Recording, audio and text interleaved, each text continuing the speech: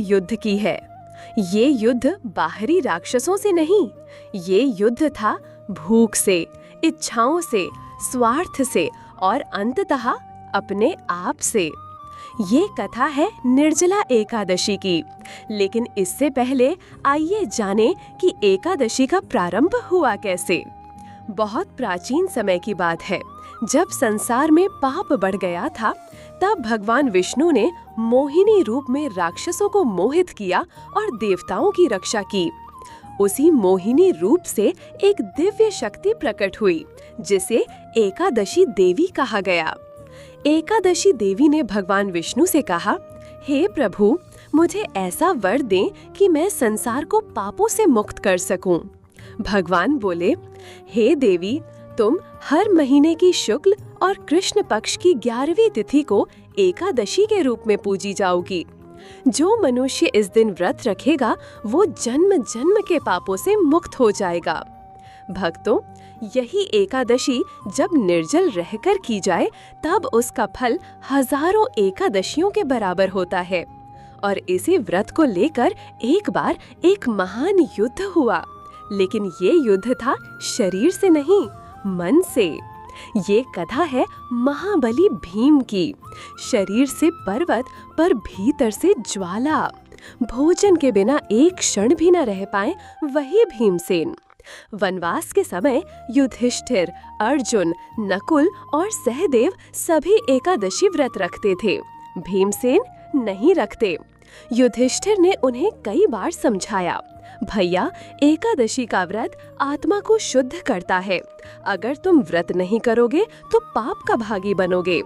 परंतु भीमसेन का उत्तर साफ था, भैया, मेरा पेट अग्नि समान है। मैं भोजन नहीं करूँगा तो मुझसे कुछ भी नहीं होगा।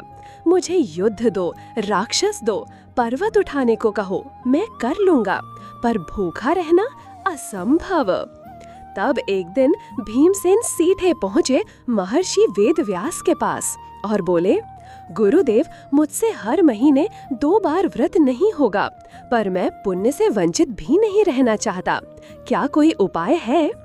वेदव्यास जी ने आंखें बंद की, मुस्कुराए और कहा, हे भीमसेन, अगर तुम सच्चे मन से वर्ष भर की सभी एकादशियों का फल चाहते हो, तो सिर्फ एक व्रत करो, निर्जला एकादशी। इस दिन जल तक नहीं पीना, भोजन नहीं, फल नहीं, केवल ध्यान, भक्ति और आत्मनियंत्रण। ये एक दिन पूरे साल की एकादशियों का फल देगा। भीमसेन ने सिर झुका लिया, स्वीकार कर लिया वो युद्ध जो सबसे कठिन था। निर्जला एकादशी का दिन आया। सूरज की किरणें तप रही थीं, जंगल में गर्मी की लहर दौड़ रही थी। पसीने में लथपथ भीम, परंतु भोजन नहीं, जल नहीं। शरीर कांपने लगा, होश डगमगाने लगे, पर मन अडेग।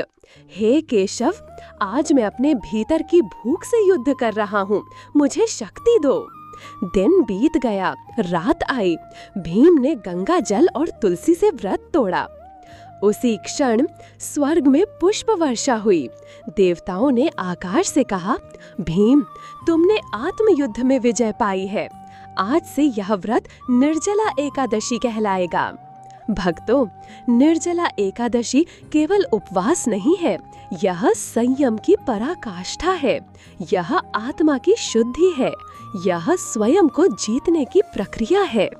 यदि आप इस दिन जल, अन्न और विकारों का त्याग करके प्रभु का स्मरण करते हैं, तो स्वयं भगवान विष्णु आपके जीवन से